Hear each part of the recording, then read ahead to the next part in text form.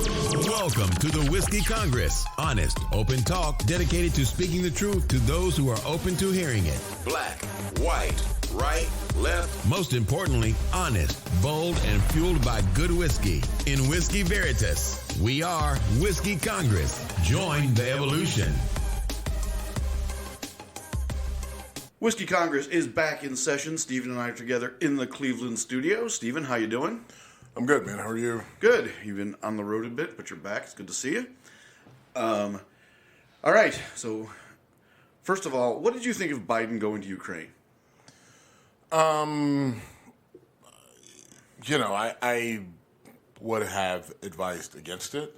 The timing wasn't great. Obviously domestically we had the issue in East Palestine with the train derailment, which we'll talk about a little bit later.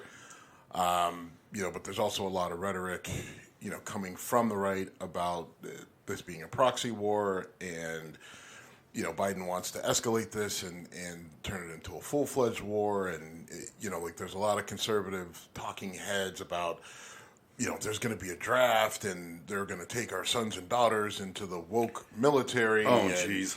That's combining all of the greatest heads. They're going to pull. There's going to be a draft.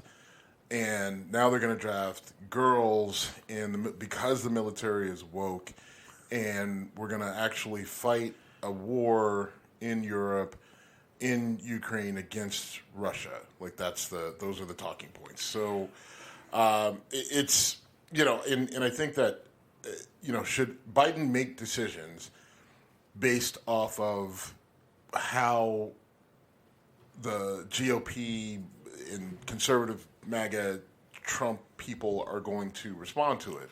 No. But there is the whole concept of read the room. There is the whole concept of, we're seeing what's happening in Ukraine and Russia. You're seeing tensions rise between, China and Taiwan. And I don't know if I would have gone, right? I mean, from a security standpoint, it had to be an absolute fucking... Yeah, you're president going into a war zone. Yeah. In a war zone with... Yeah, it's a war zone. Yeah. Period, point blank, the end. Okay, How do you get, Air Force One flew into somewhere and then drove... I don't know. I feel like I want to say that they didn't fly Air Force One in, or so. I can't remember now, but either way, still, there's no... How do you logistically, make sure that the president is safe? And I'm sure, the Secret Service was thrilled about this, with every hint of sarcasm right there. Right, yeah. I firmly believe that supporting Ukraine against Russia is vital to national security. The own the libs, let's just be obstructionists against anything that the Democrats do. That has fully taken over. So, you literally have Republican legislators and conservatives literally now saying, listen, Putin's got some good ideas. Some of the stuff he's saying is worth listening to. And I'm like, are you guys insane? Right? They're just like, oh, this guy, this Putin guy, maybe he gets it. Maybe he gets a bad rap. Maybe it's the, liberal media's agenda is to silence Putin.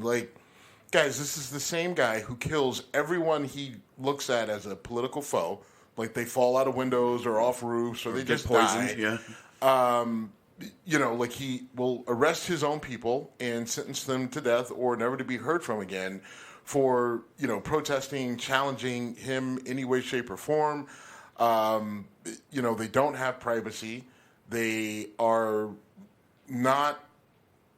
have the same level of freedom that we have no matter what you say. And if you look at the state of Russia right now, are there some thriving parts in Moscow or St. Petersburg? Yeah, sure. You can look at those and, you could look at New York City on any particular night in Manhattan and think, oh, well, U.S. is doing great because look at Manhattan. Look at Millionaire's Row, right.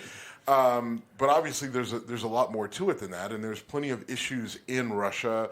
They've got a very high unemployment rate. They've got a very high alcohol abuse rate. They've got Like they're generally healthier, but then there's also, issues with access to food and other things like that. And then you also have the fact that their people are being forced to go fight into a war because their military is getting wiped out by Ukrainians, and they are being forced into a draft. Right. And they're not being well trained, and they are going into Ukraine and dying, being captured, or just flat out fleeing. So things aren't really going that great in Russia.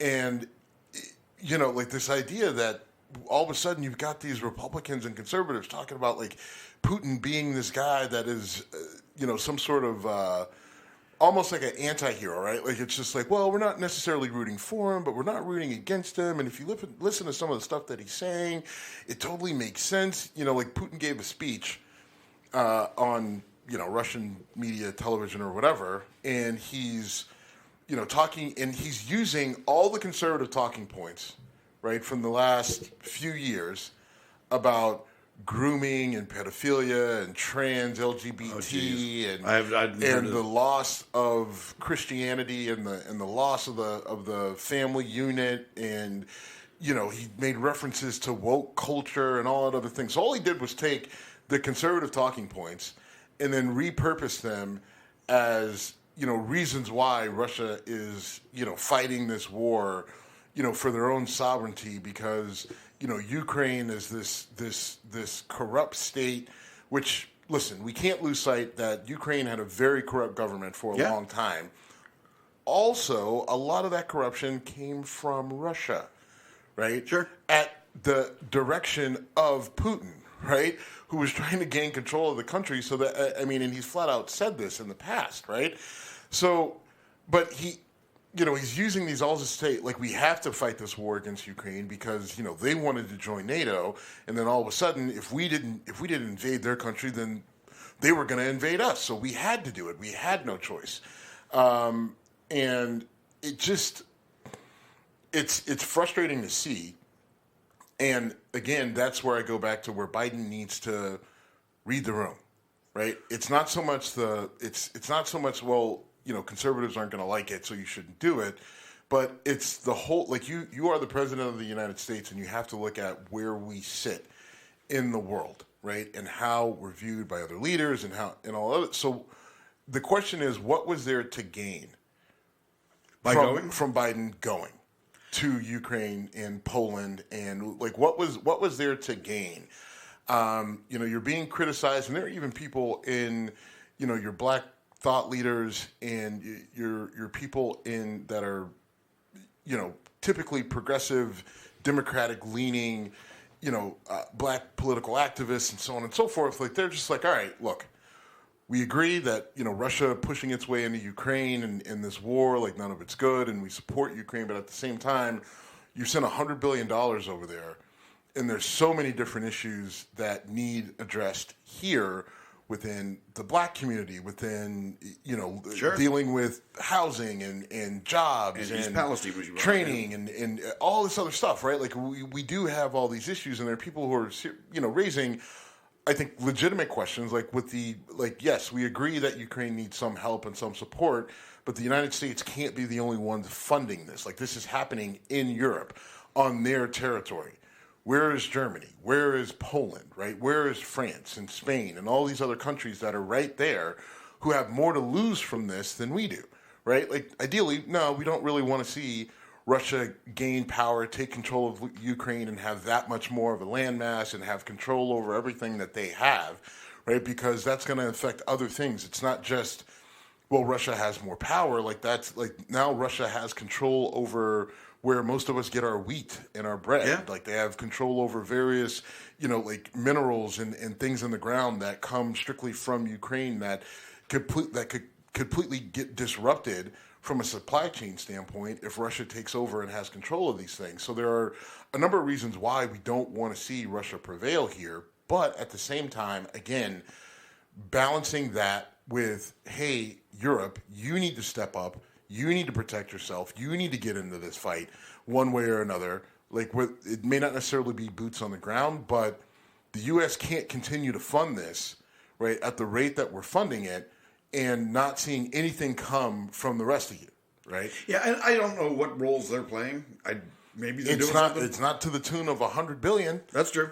Right? Like, I mean, like that's what I know, you know, and yes, they have provided weapons and things like that, but it comes at, you know, it's like pulling teeth to get them to do things, right? Like, well, we'll send tanks if the U.S. sends tanks, and we can't send our tanks because we don't want the, you know, Ukrainians having access to it because they may give it to, like, look, you got to figure out your shit, but this is happening in your backyard. So if you're not a big fan of Putin and you don't want to see him gain power and control in the region, you know, physically and supply chain and money, all that other stuff, then you need to step up and fight for it. And I think Biden going over there doesn't send that message that Europe needs to step up to protect themselves. I hear what you're saying, and I'm not going to disagree. But I will say that in terms of reading the room and saying, you know, should he make his decisions? You said, no, we shouldn't make decisions based on the GOP response. He can't. If he ties his right shoe first, it's going to be, oh, look, he's, you know, whatever. Yeah. There's nothing he can do that's going to be accepted as even a success. Agreed. So, yeah, just do what you think is right. Now, I also agree that I see the optics of it, but does going over there really make them stronger? Maybe it does. Maybe it shows the Ukrainian people like, hey, you do have a partner in this. But you know, I don't know. What's concerning me more is the fact that China is now getting involved. President Xi from China met with Putin. He's now apparently going to meet with Zelensky as well, and apparently China has put out a peace plan. I'm skeptical. I'm not necessarily. I guess I'm not as concerned about that. Like, China said early on that they supported Russia, and that they, you know, would back them to a degree. Right. I think it's more. I don't have as much concern about it. I do think it's more like it does raise my eyebrow that China is jumping in. Because, you know, and not only jumping in saying, hey, we're just going to support Russia and boom, boom, boom, but they're going to talk to Zelensky. Now, is that a real conversation, right? Are there real viable options that are going to be presented based on an actual peaceful resolution? Or is China just going to basically speak for Russia to Ukraine? Talk about security nightmares, by the way. Right. Getting Zelensky and Xi Jinping, whatever. Yep. But I think... Xi Jinping, thank you. I think, you know, so that's the real question, right? Like, so what is Xi going in there to say to Zelensky, right? Is he just going to repeat what Putin would say to Zelensky, which we know Zelensky is just going to be like, go fuck yourself. Right.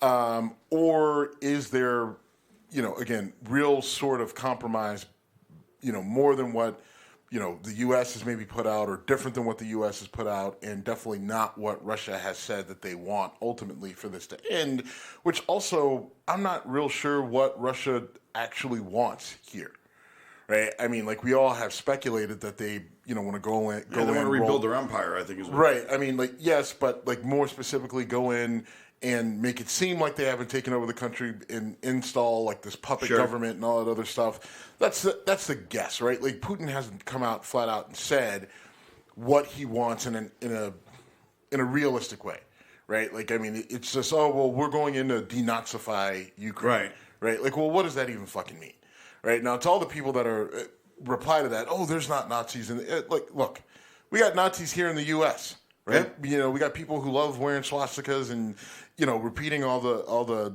you know, mantras and rhetoric from you know, World War II and Adolf Hitler. Like, we had, like, you can find those people in every country across the world. Yep. Right.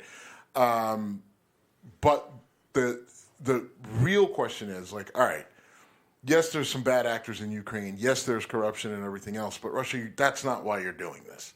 Right, you're doing this for control. You're doing this for power and land and access to resources and all that other shit. Like, that we know. But ultimately, what will get you to stop this war of aggression towards Ukraine? Right? I don't think we have the actual answer to that from Putin's mouth. And, you know, I guess... And if we did, would you believe it? Right, exactly. So it'll be interesting to see how China's interaction here plays out. And we also have to keep an eye on China and what's happening with Taiwan. Right. And because are they, oh, yeah, we're going to come over and we're going to create peace with Ukraine, all this other stuff, sort of a shiny key sort of moment, right? Like everybody's looking over here. Meanwhile, right. They're making a mess over here with Taiwan and everything else. And I think there is legitimate concern from the U.S. about that as tensions are rising there. So there's a lot of things to pay attention to that are directly related to a Russia or a China going in and trying to take over, these smaller countries, which right. Ukraine isn't exactly a small no, country. It's the second biggest country in Europe. Right, but, it is a lot smaller than Russia, comparatively, if you're thinking about just landmass. Sure. And then, like China versus Taiwan is really big versus not at all. But we have an interest in that not happening, right? Because once it starts, then where does it really end, right? And is that the thing that kind of pulls everyone into a world war? Now, everyone is saying, well, if the U.S. intervenes too much in either way, that also pulls us into a world war. And, people are looking at Biden and trying to shift that into, well, he's just a war hawk and he's... Sorry. We don't have a sneeze button. We don't have a sneeze or a cough button, unfortunately. So, yeah. But, so then the question becomes, is Biden pulling us into a bigger conflict with, his aggression with support for Ukraine and the assumed support that we would provide to Taiwan? And listen, those are all valid questions, but with complex and nuanced answers. Yeah, and what I can't get out of my head is, what did it feel like to be in the United States prior to Pearl Harbor? What did it feel like to be in the United States prior to our direct involvement in World War I? We think of these things, I think of these things as discrete events, but they roll out over time. And so when, Germany invaded Poland, and some countries said, well, we just got done with World War I, we don't want to deal with this shit, so we're not going to push back, and then, the Nazis took more and more territory.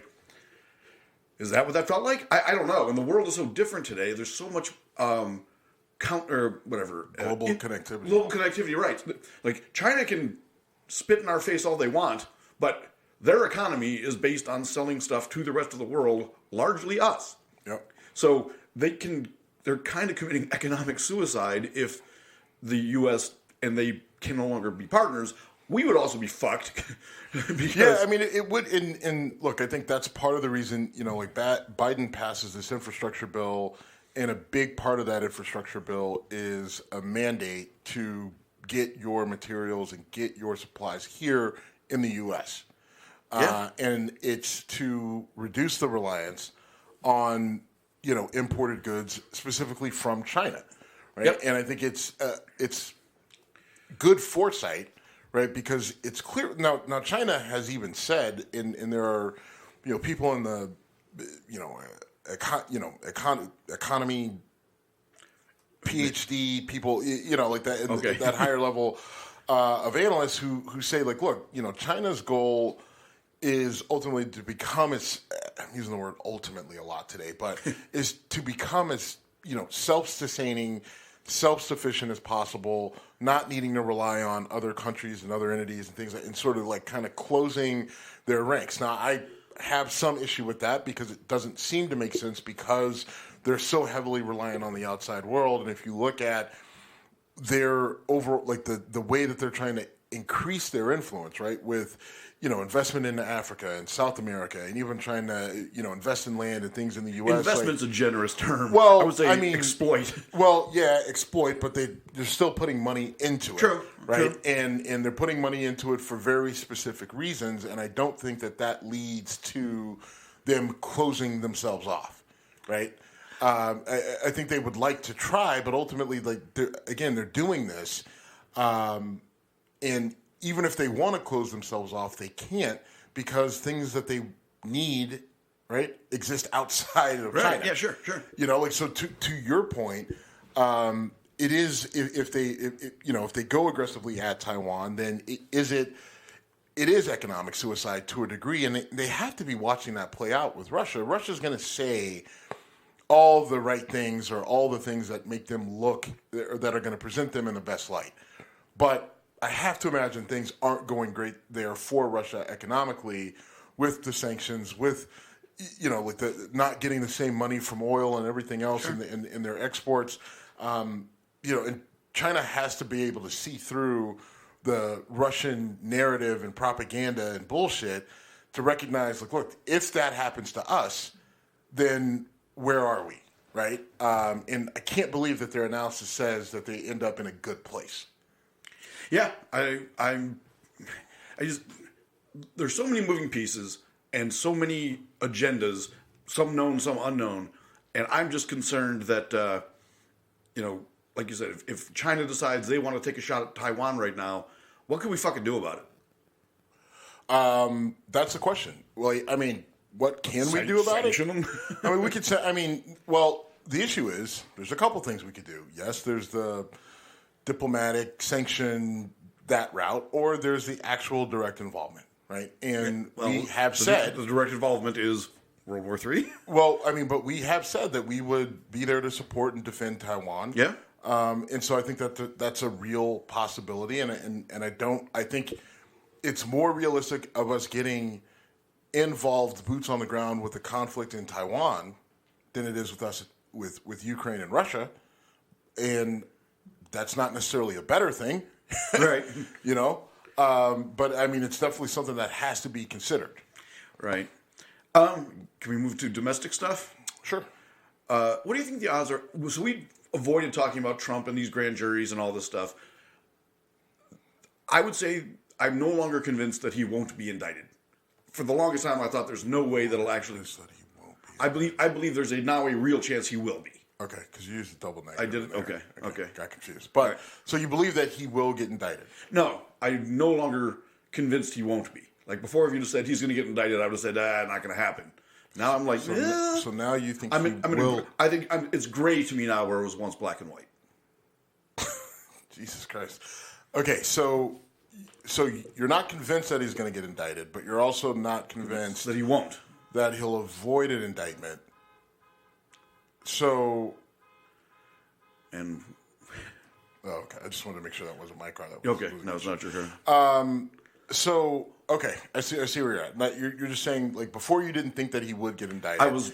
It didn't consider now you think that there's a more realistic chance that he might. Yes. And I think, long way of saying, I think we're in the same boat there.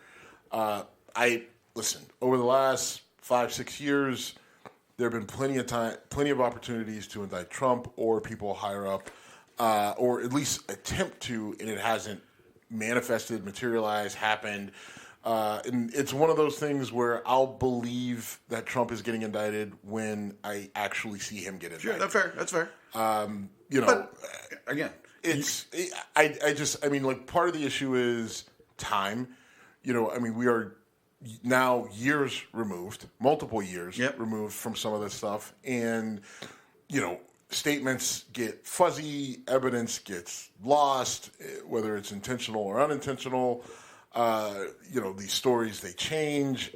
I don't know. I don't know.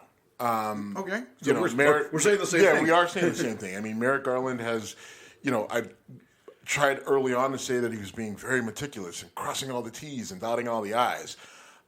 It's been 2 years and some change, and we haven't really seen anything. There's a lot of T's and I's in here, Steve. Right. I mean, we haven't seen anything, so I don't know. It's hard for me to believe, like how long are you going to wait? And the other issue that you have is you're rolling into now campaign season. Yeah. Right, for 2024 election, right? Presidential election and a number of Senate and congressional seats and all that other stuff. So at what point in time do you cut it off and say, all right, we don't want to deal with the DOJ, FBI interfering with the U.S. election by announcing the indictment of a candidate that's going to run, right? Which was, there was a big debate about that back in, literally since the 2016 election, right? And it popped its head up again in 2020, and now here we are again in 2024. And so, look, they have to be conscious of that. So whether it's on the state level in Georgia, state level in New York, federal level with Merrick Garland and DOJ and everything else. Like you're going to have to sort of shit or get off the pot with this whole thing. And I really don't know where they're going to come off. Well, the four-person for the grand jury that was just finished doing their deliberations has been doing a lot of television appearances where she says talk nothing. About where. So where is this person from? I believe this is the Georgia case, but she's going on these shows and they're asking her direct questions and she's being coy and saying, "Well, we did discuss certain former elected officials," and she's tap dancing around this. I'm like, why is this woman talking? Why she's not?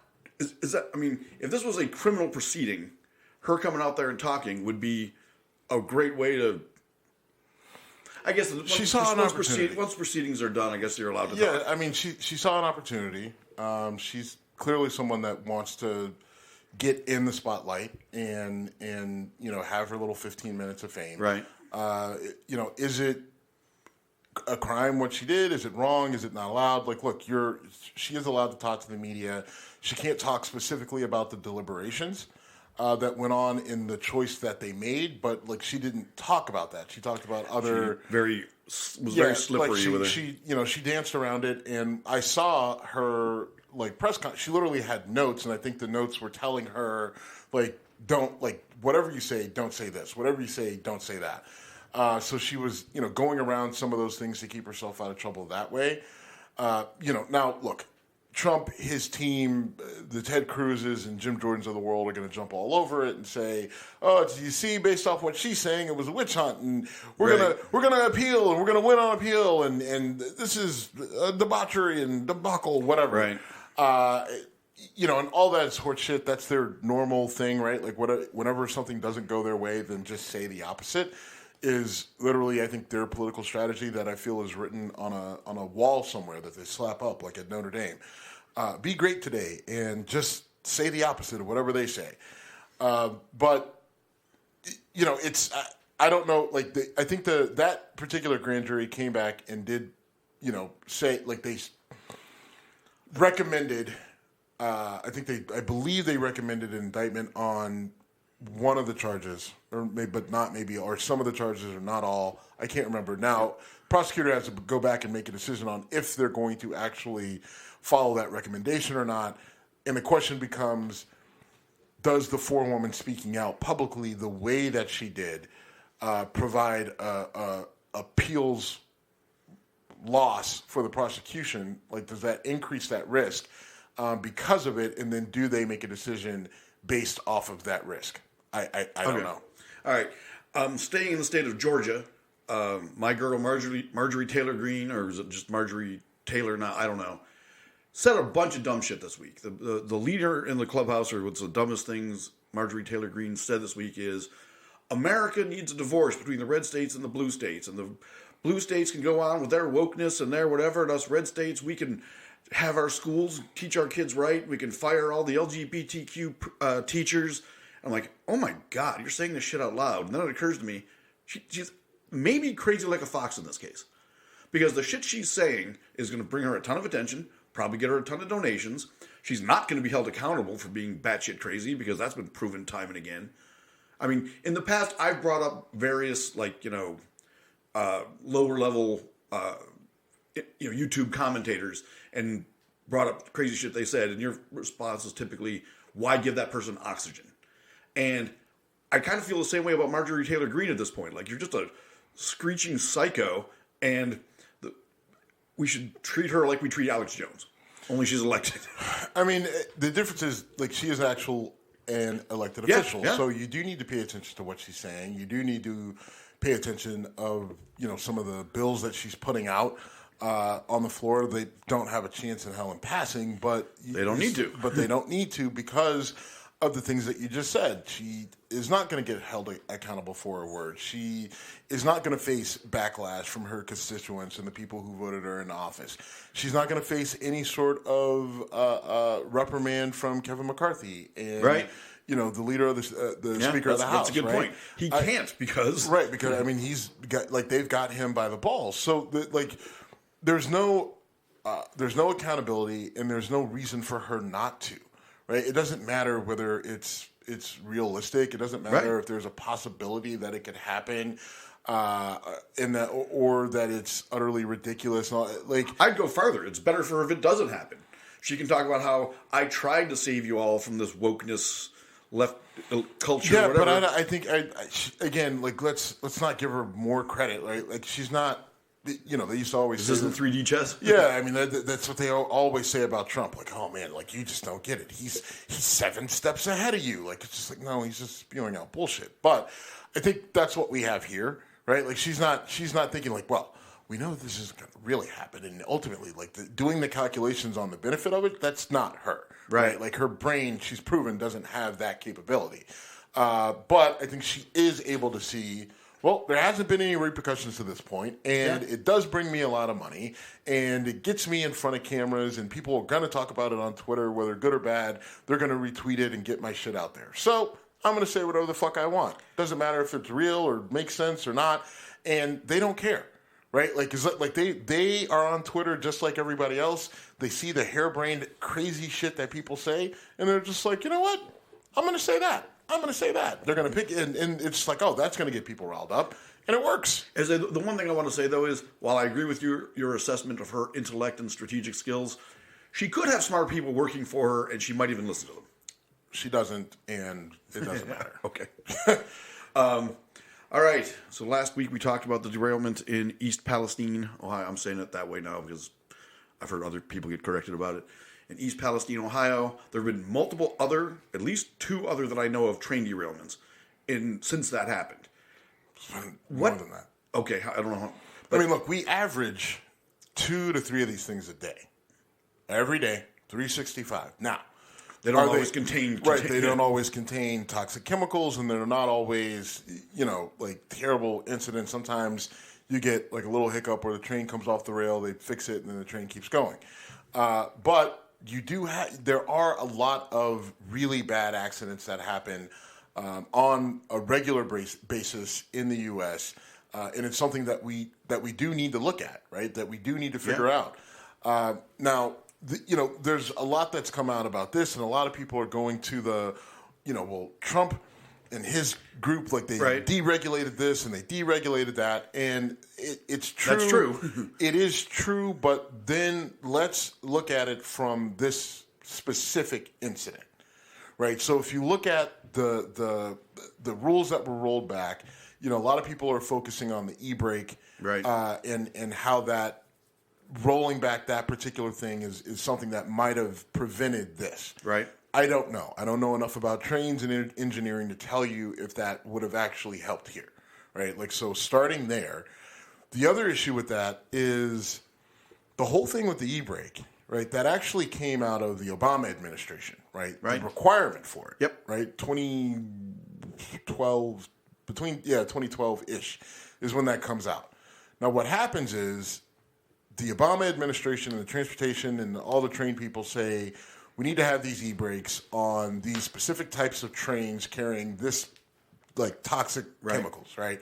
Now, the interesting thing about the train in East Palestine is that train wouldn't have had to have the e-brake on it even if the rule was in place. Because they didn't classify what was on it. It didn't fall in the right classification that would have required it.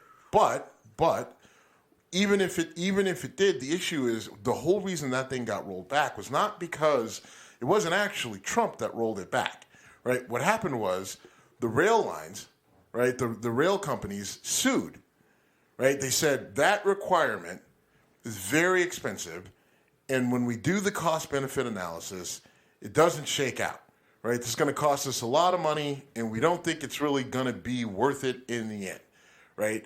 Like, this isn't going to stop enough accidents. This isn't going to be. So, rail companies sue, and ultimately they end up winning in around 2017, 2018. It really wasn't because of Trump, but Trump took credit for it because why not? He saw it as a win. It's deregulation. So he touts it as a win. And he couples it with the other things that he did go in and push for deregulation by putting people into places that could get these rules or laws or whatever Right. shifted around, not laws, but these different rules in these different nations, reduced, removed, cut out, whatever. And so we need to make sure that we're being accurate how we're describing this shit going down, because people just, well, Trump was in office and he's the one who did. Well, no, that's not quite how that went down. But it's important to understand the process, right? And so the reason why I bring that up is, look, think about what happened, right? Take the names, stop worrying about Trump and Obama and the timing and everything else. The rail companies say, well, these e-brakes, they're really expensive to put on, and we don't think that the benefit of having them is worth it, right? So now you have to look at what happened in East Palestine and say, like, well, even though this train wouldn't have qualified for it, does it make sense, right? Now that looking at this and how bad that this went, that maybe you guys pushing back against that wasn't a great idea. Maybe it shouldn't be just a specific classification, but if we've got a big train with even a few cars with really toxic material, like, it could still go really bad. And given the number of accidents that we have on a yearly basis, maybe it just makes sense for you guys to absorb that cost, because we can all see your profit margins, not your revenue numbers, but we can all see your profit margins and how they've gone up over the last 5-10 years. Right? Yeah. We can all see it, clear as day. They're publicly traded companies. Right? So we know that you're making money in the billions. So, you're driving to cut costs, right? Like, so you refuse to use multiple engineers and train conductors and drivers or whatever. You refuse to add these, like, safety precautions to the trains. Like, you refuse to do these things that will make it safer in the name of profits and costs. And you say that, an incident here or an incident there doesn't make it worth it, but now you look and see what's happening in East Palestine. I have to go back and revisit that analysis. Right? And I think we all should. And unfortunately, it takes a disaster for people to care and react. So what you just described, you can see that playing out over years. Well, we can say coulda, woulda, shoulda with regulation. The one thing I do want to say that Trump may or may not have additional responsibility for this is, under his administration, were they able to get this to a judge that was favorable to the cause of the... yeah, sure. I mean, yes. Okay, but again... And that's not him directly doing it. Right, okay, yeah, sure. I agree that chances are it went in front of someone that, he appointed or that Mitch McConnell appointed, and all in the name of, keeping the conservative thing and deregulation and all other stuff. Agreed. But nonetheless, it's the rail companies here, right? Yeah. That's who's to blame. Norfolk Southern, right? And that's the other thing. There's not a ton of rail companies, right? Like, it's a very top heavy, and there's only a few, and there's a lot of money to be made for them because they've consolidated and they keep buying up the little guys, and so you've got a few at the top with a whole lot of power, with lobbying power that gives them political power. That allows them to say, well, again, we're just going to keep increasing profits, and the easiest way to do that is to not have to pay more money for safety. Right. Until this comes up and bites you. And they probably have insurance, so I don't know if they got enough insurance to cover this. Yeah, but you still, like, there's still a lot of cost that's going to be associated with this, right? No, I'm saying they're willing to deflect safety, because when there's a safety issue, it might not come out of their pockets nearly as much as the guaranteed cost of modernizing these trains. But I saw someone who's a former NTSB employee saying that, like, we have not technologically advanced trains like this since, I forget what year he used, but it was something in the 1800s. And that's probably a bit of hyperbole, but, man, I mean, there's trains running through here all the time, and boy, they don't look modern. I mean, I guess... So I guess why was he saying that? Like, what was his point? Well, his point was actually related to modernizing the braking systems, but I'm going to go a step further and say what he was saying. Was he saying we should do it? He was saying we should. Oh, he was saying that we have not improved technologically in and so forever. We need to, like, it's past the time that we need to make updates to these trains. As okay, think of the safety features on your truck right now versus a Model T Ford. Right. I mean, that's essentially what he's comparing in terms of time lapse, and I mean, you don't build a new train every, you don't replace your fleet of trains every 5 years, but I would think that there's things that if they were willing to spend money on safety, every 50, is that reasonable? I think that people are trying to turn this into a very partisan thing. right? And I think if you just step back, right, if you step back and you try to remove the blaming and the finger pointing of Trump and Biden and Buttigieg and Chow and Sure. and just look at this, like the fault lies in the rail companies. Yeah. And their ability to amass power and their ability to manipulate things so that they can maximize profits. Right. That is something that is the thing that you need to address. All right. Now, again, where it comes into play is, how has their money and influence impacted leaders? And you can make connections to DeWine, you can make connections to Trump in terms of campaign donations and jobs for people and all that other stuff that definitely plays into it. But again, the blame here is on Norfolk Southern. Yes. That's where I think my attention is focused in the other rail lines and the other rail companies. Yes, the government has a responsibility to do what's best for the people to keep them safe. And you could argue that while, whether in the weird thing is that the NTSB doesn't actually fall under the Department of Transportation. I didn't know that. The NTSB is an independent organization. Okay. Right, and it doesn't fall under the Department of Transportation. Therefore, it's not under Pete Buttigieg, which is really interesting because Marjorie Taylor Greene, Jim Jordan, Marco Rubio, I believe Ted Cruz, and that whole gang, they wrote a letter addressed to Pete Buttigieg as the head of the NTSB, assuming that it fell under the Department of Transportation, but it doesn't because it's an independent organization, right? So writing a letter to NTSB but addressing it to Pete Buttigieg would be like writing a letter to the head of the DEA and sending it to the head of the FDA. Right. I mean, it's essentially like, all right, well, we're going to write this letter to Nick Saban at Alabama, but really, we're going to write a letter to Nick Saban, but the letter needs to be going to Auburn, right? Okay. Or Alabama State, or whoever, Sure. just whatever, right? Actually, it would be like writing a letter to the SEC, but addressing it to Nick Saban. That's what it would be. There you go. There's an analogy. Anyway. Yeah, you had Joy Behar on here. Yeah, I don't know what you said. So Joy Behar on The View says that, East Palestine voted 70% for Trump, so you got what you voted for. Oh, boy. And here's my response to Joy Behar, right? I don't take anybody on that show seriously. I don't take the show seriously. I think that they're just a bunch of windbags. She proves that statement to be true once again with this comment. Listen, no one, absolutely no one, votes for this sort of catastrophic event and tragedy to happen to them. No one wants it. No one chooses it. No one says, it could happen, but I like this guy a lot, so I'm going to... No one thinks that this is going to happen to them. And to say that people deserve this, and we don't know what this is yet.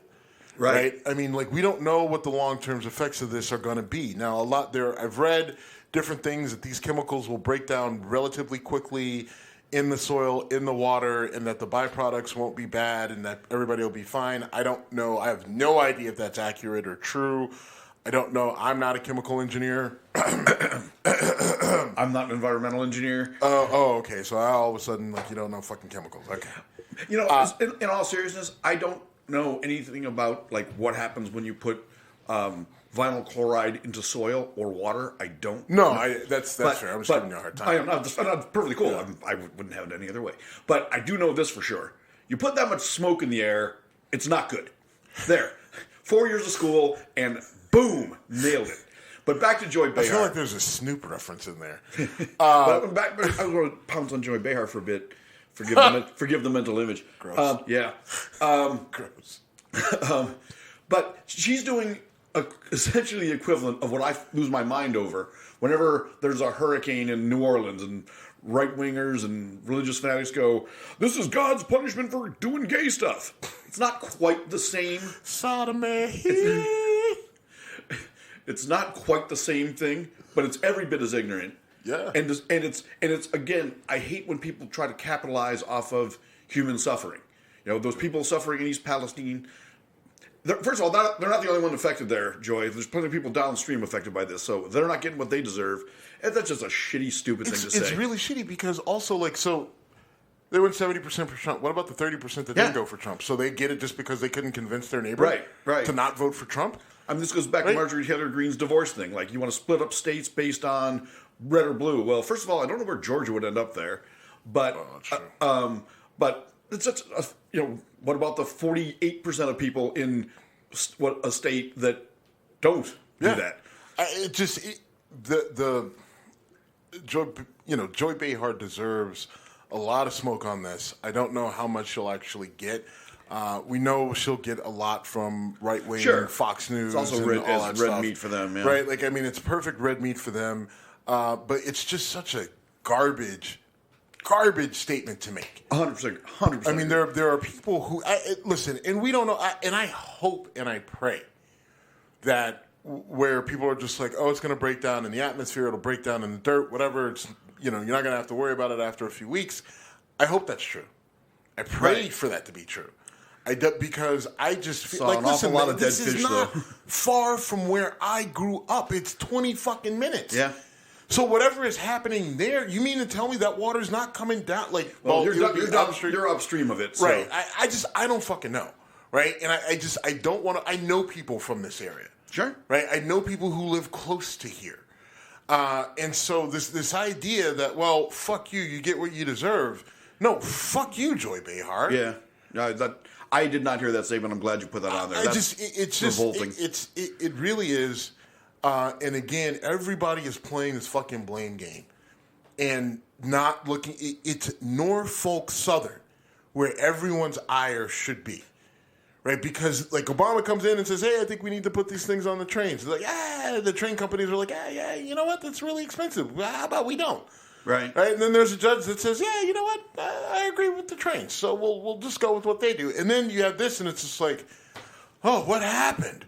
Right? And then Trump goes down there, right? And he's down there taking people to McDonald's and, I brought 10,000 bottles of water, on 10 pallets because, not everybody's going to get the Trump bottles. Well, not everybody's going to get the Trump bottles because you bought those bottles of water 15 fucking years ago for an organization that is no longer in existence because it had to shut down because, it got forced to or whatever because you guys were running a scam. You had the water left over, so you bring it to East Palestine. So it's already got, some issues with it with plastic breaking down in it. But no, by all means, Trump, thank you. Thank you for all the good that you did here.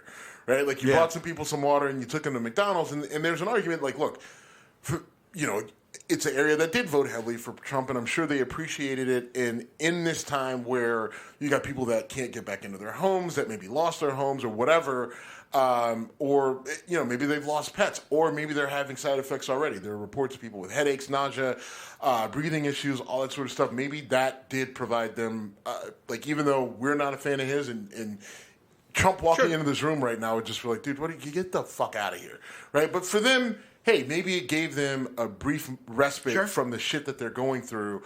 So for that much, I'll give him credit. But at the same time, look, people are trying to say, well, nobody was going to help those guys out until Trump. Trump really shifted the tide on FEMA and Biden and all that stuff. And Biden couldn't even go because he went to Ukraine, which, okay, if you want to go to Ukraine, fine. Get your ass on Air Force One and get to Ohio. What are you doing? How hard is that? And people are like, well, Trump didn't go to any of the disasters that happened. And listen, there were multiple really bad ones. There was one in Tennessee. I think I want to say Martinsville or Murphyville or something like that, Tennessee, where there was a really bad train derailment. They had to evacuate 5,000 people, chemicals, the whole thing. Right now, a lot of people are just like, I don't remember that happening, and people didn't make that big of a deal about it. I'm like, look, just because people didn't make a big deal about it, whether it was in the media or whatever, doesn't mean that it wasn't just as bad or possibly worse or whatever. And that shouldn't be the bar, right? Well, Trump and Cho didn't go for that, so why should Biden have to? Whataboutism is bullshit no matter what. It's not the what about. You've got a fucking tragedy, right? Like, you got this train derail, like, you have an entire community that is completely disrupted, right? Like, so there's no you cannot fucking tell me that there was any good reason why he couldn't get on a plane, come to Ohio, land in Cleveland, do the hour and 20-minute, 30-minute drive to East Palestine, see it, show his face, show up with some supplies, whatever, there's no reason he couldn't have done that. I do have an issue with him not doing that, right? And then you go hop your ass on a plane to go to fucking Ukraine, and the whole argument is, hey, you're doing all this shit for them. What about us? How do you not look at him and say, hey, Joe, hey, buddy, right? What's going on? Oh, I called and DeWine said you guys are all good, so I thought everything was fine. Like, who the fuck is who's your intel team? What? I mean, if he would have gone to East Palestine, he would have not gotten a warm reception. And I don't care Bullshit. either. You think so? Listen, you remember when Sandy came through New Jersey? I do. And Obama and Chris Christie. Obama's just like, the whole state's fucked up, dog. What's up? And Chris Christie's I don't think that's a direct quote. But. Hey, welcome, Barry. Good to see you. And they're hugging, and everything was fine. Chris Christie didn't have anything worthwhile to say about Obama. And then all of a sudden, he needed him. Right. And Obama shows up in full force, and all of a sudden, they're fucking hugging and giving each other hand jobs on stage. Right? Like, so it's amazing what a fucking disaster does for your whole political thing. Yeah. Right? Like, and so I think the move is, this happens, you get an assessment of how bad it is. It's like, it's pretty bad. Right? Right. Then if I'm Joe Biden, I'm like, all right, we're going to East Palestine, Ohio. And you know what? I mean, the same thing played out when there was a hurricane in Florida last year. Biden went down to Florida and met with DeSantis. Right. And DeSantis said, you know what? We're in a disaster. We got to put this shit aside for now. Right. It's weird how that fucking works. It is. Right. And this little... Right. I'm not going to make a physical, personal attack on the mayor of East Palestine, Ohio. All right. Although I could. But, he and here's the problem. Because Biden doesn't show up, right, now, all of a sudden, if I'm that mayor, I get it, right? Like, you're just like, look, my whole fucking world just got rocked. I don't know if my town is even the town that I'm a mayor of. I don't even know if it's going to be livable, right? And I don't think it's that bad. I don't think it's Chernobyl bad, but I think it's pretty bad. Yeah. The potential to be pretty bad. And I keep and the reason is, like, again, I'm not a chemist. I'm not an environmentalist. So I don't know how bad this could be, right? And I'm leaning being overcautious because of the potential. Because we've seen, like, listen, how tired is everybody of hearing about Camp Lejeune right now, right? Right. Yeah. Like the reason you're hearing about it is because it was a really, really bad situation that everyone decided to sweep under the rug, right? And now you're dealing with. Like cancer, cancer and the side effects and people dying from all this, right? Because it wasn't taken care of when, like, the way it should have been when it all went down. So listen, we need to be, and there's no ifs, ands, or buts about what happened here, right? We've got really bad chemicals, right? That can either make PVC piping, which is really useful, or it could make a dirty bomb, which is really not ideal. Right, like, it all depends on how the shit. And then we're both going deep on the analysis today. So then it gets blown up, and there's a giant plume of smoke that they could see from space. Yeah. Right. Yeah. Like, you've seen the satellite images of it from space. Well, I believe I'm the one who pointed out that a lot of smoke is bad.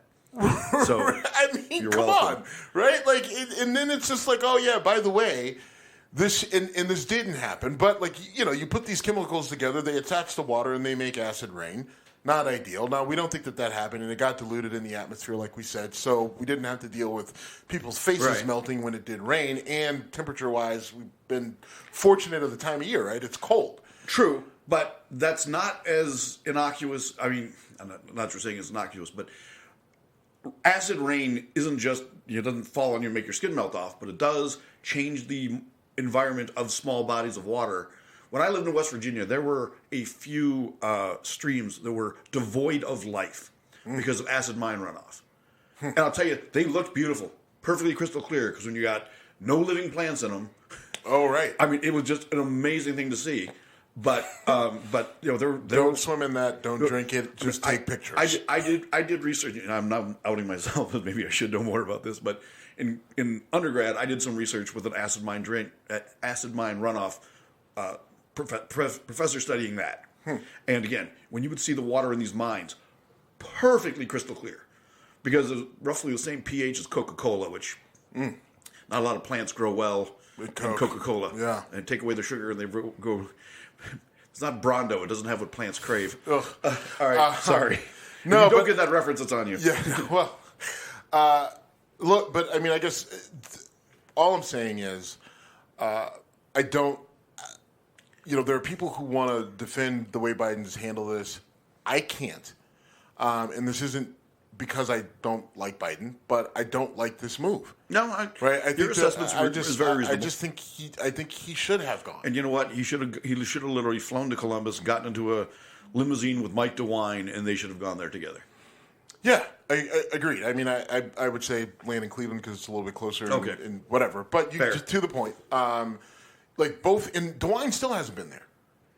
DeWine, he's come out with a few statements. I didn't know he hadn't been there yet. He has his statements, but he hasn't physically been there. That's pretty bad on him. That's right. And my issue is dude, you're 3 hours away. You do not have. And this is your state, right? This is your state. You should have been there. When Buttigieg got there, you should have been there. I could argue you should have been there before then, right? Yeah. Sherrod Brown shouldn't have beat you there, right? You know what I mean? That's kind of ridiculous that our senator was able to get there, but our governor wasn't. So, there's also the issues with DeWine, with his connections to Norfolk Southern, right? It's just why didn't you ask for help sooner from the federal government to get FEMA involved? That has since changed, and FEMA has now gotten involved. But how all of this went down, there is a lot of blame from leadership on how it's happened. But again, remember, Norfolk Southern is the ones who didn't take the precautions to make their trains safer.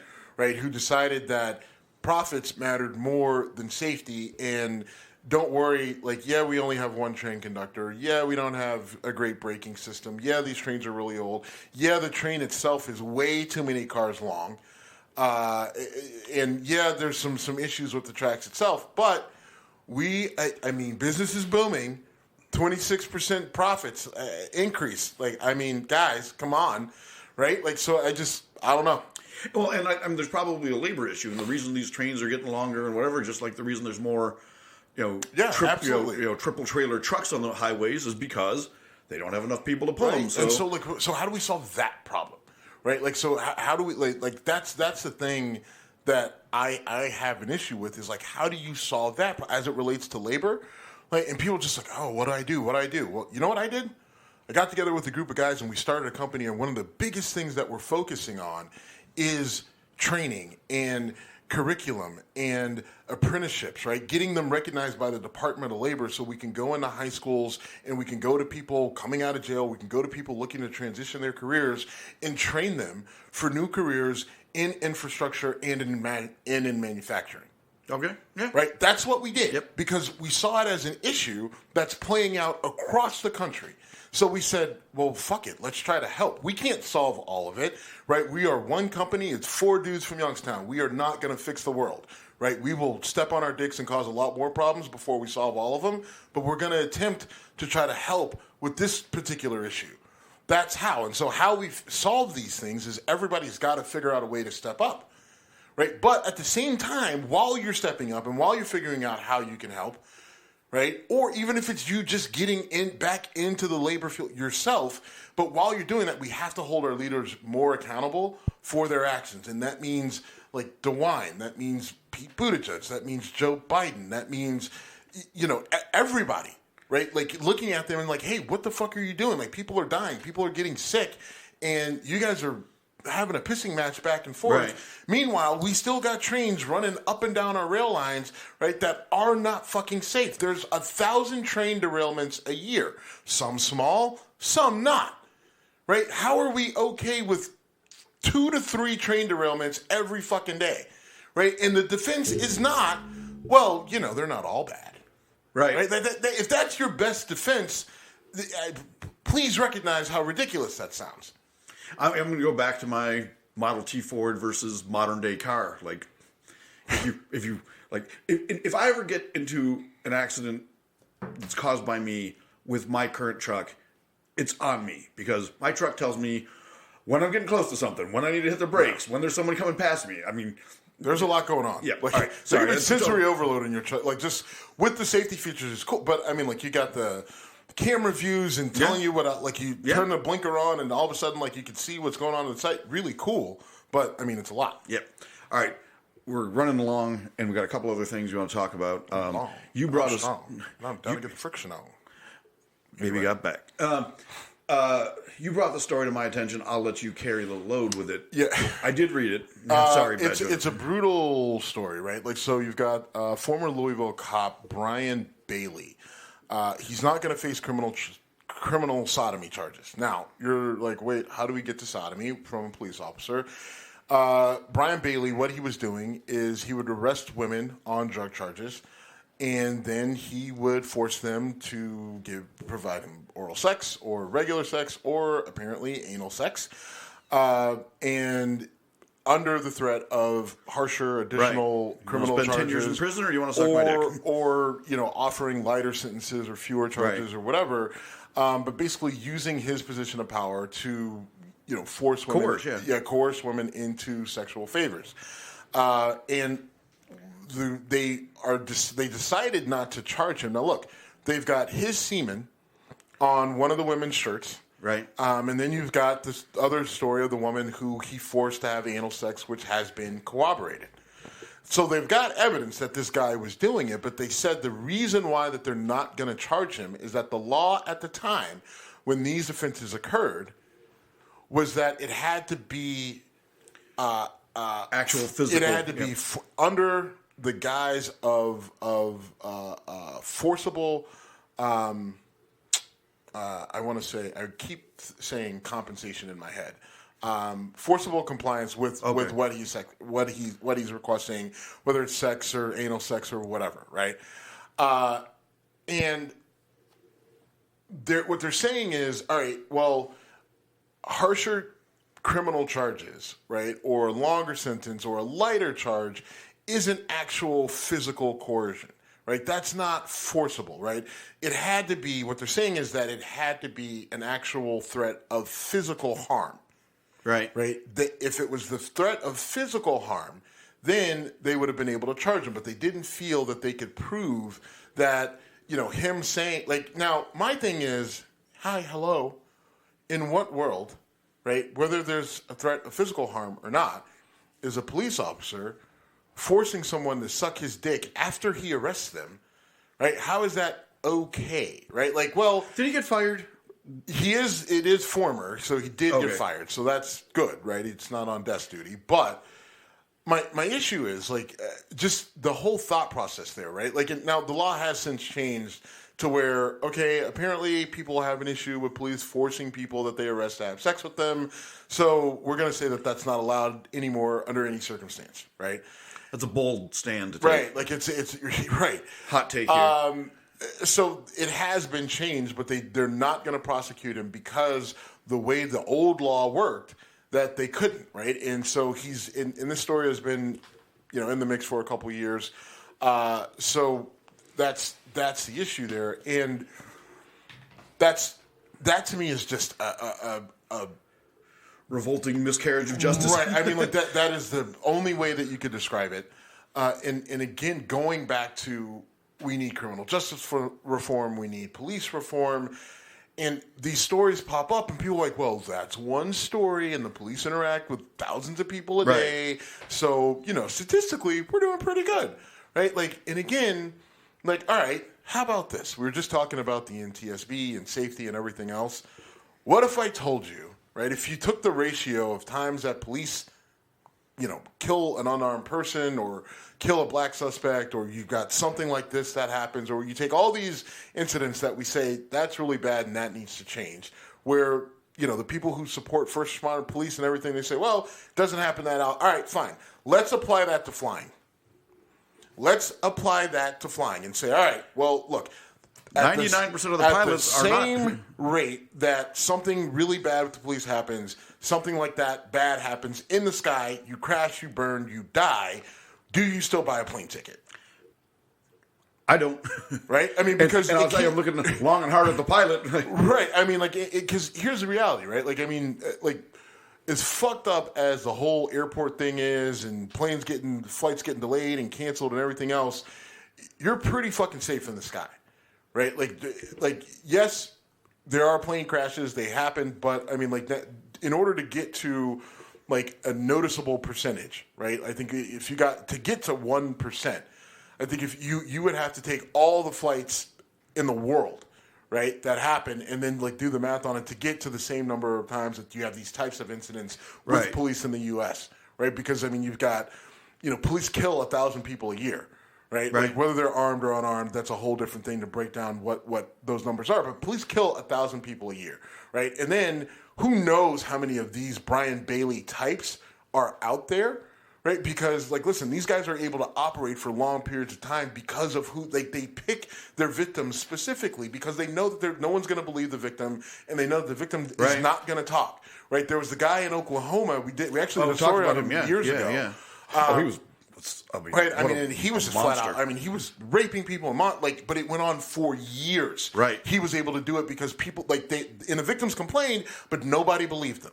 Right, and or if they did believe them, well, yeah, but I mean, like your record is pretty bad, so I mean, you kind of just have to take it. So we don't know how many people are out there that are like him. Right, then you throw in the number of, like I said, you got 1,000 people that are killed today, and then you got the number of bad incidents that happen that go unreported, right? Or they don't end in death, but they're still really bad, right? Like, so then when you extrapolate all that out, you got a lot of shit that's going on. So when we apply that to the sky, right, and flying in planes, all of a sudden, are we so excited to take that trip to Vegas?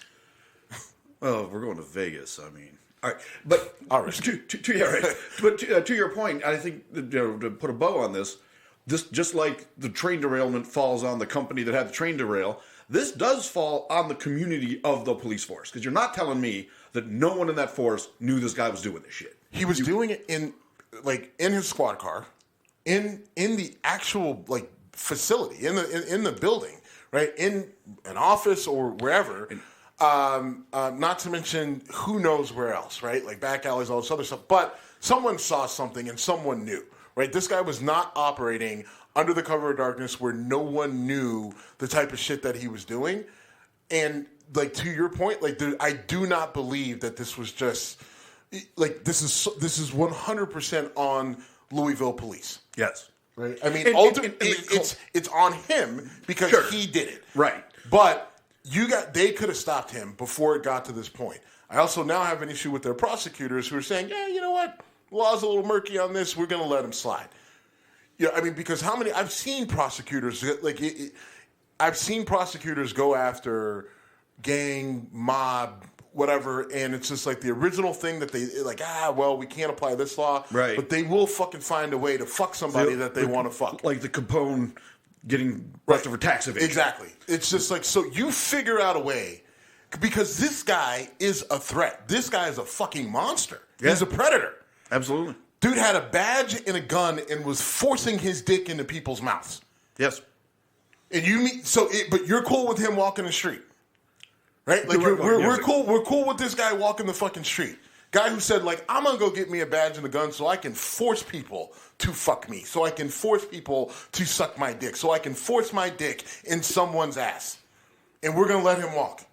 Okay, that makes perfect sense to me. You know what? I just realized I had a chance to go OJ and I didn't. OJ slips for 2 murders, but then he gets involved in some goofy thing in Vegas and they threw the book at him.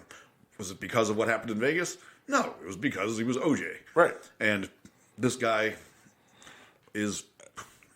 I mean, is he OJ? I mean, I don't know. I mean, listen. That's always forced rape. I mean, there's no reason to compare them, right? There's no. Exactly. I'm not trying to. Right. They both get their bust in the Hall of Fame of shitty humans, right? I mean, so we don't have to put them together.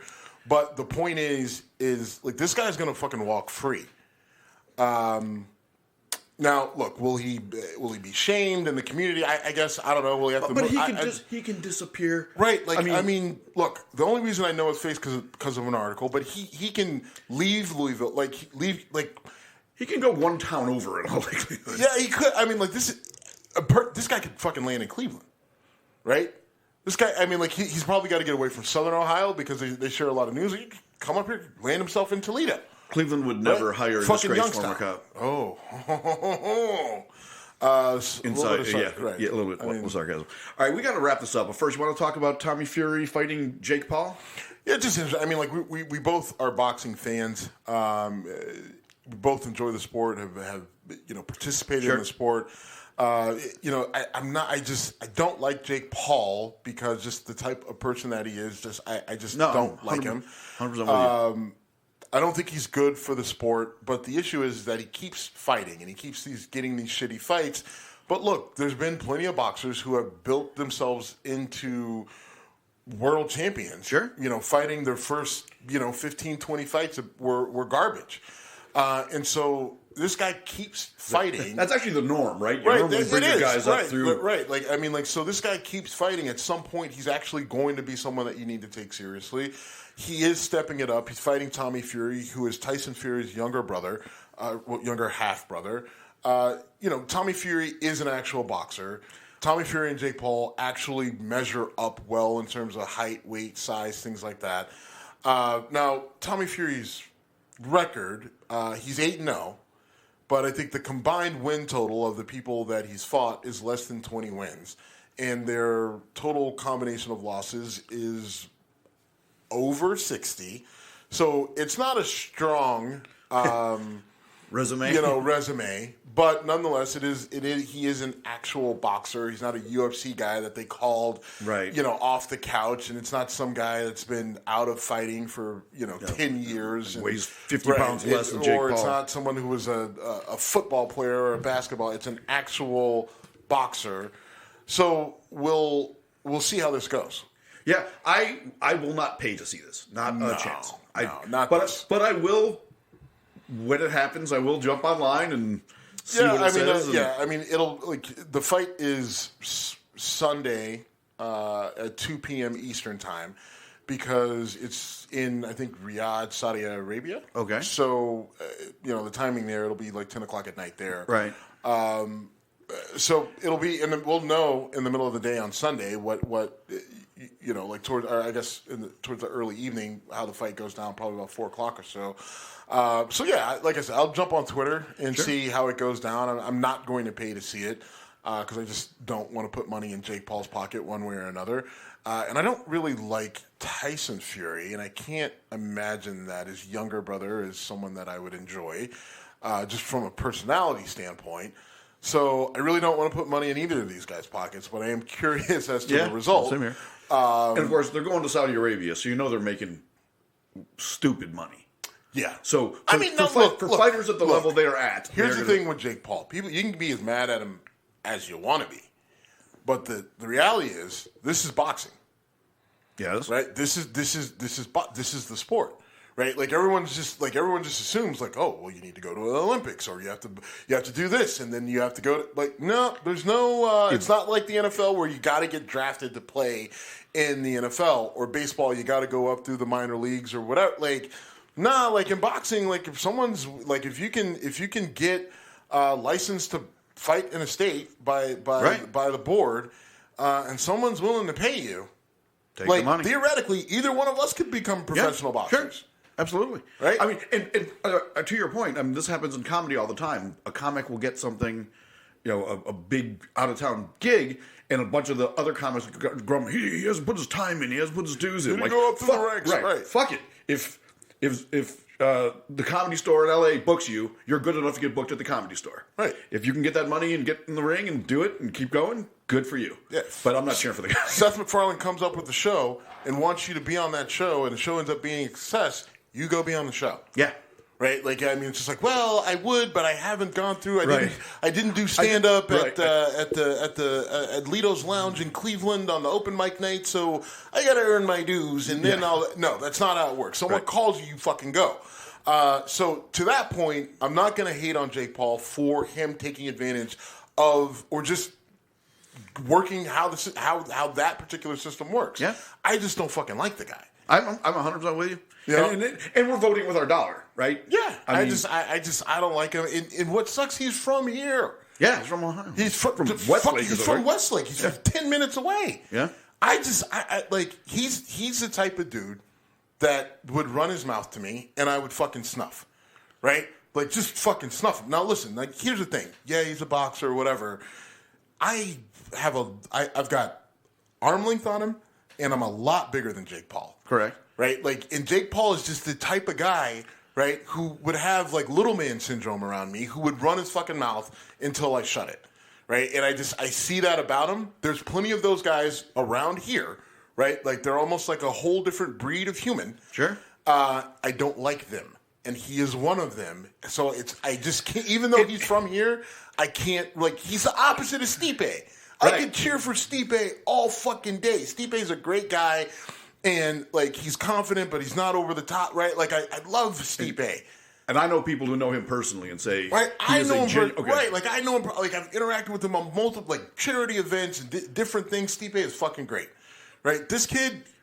and this kid may be a good kid, and he's just playing a role to the media, but I know... Well, but it works. It does work, and good for him. Yeah, the reason I don't like Floyd Mayweather is right? his shtick. Yeah, I mean... And, if I was evaluating Floyd Mayweather as... Floyd's a stick. I mean... Shtick. No, I don't know if it's a shtick. I mean, I think... Well, okay, maybe... All right, fair. He's not acting, but the way he acts is what makes me not like him. If I was looking at him purely as a boxer...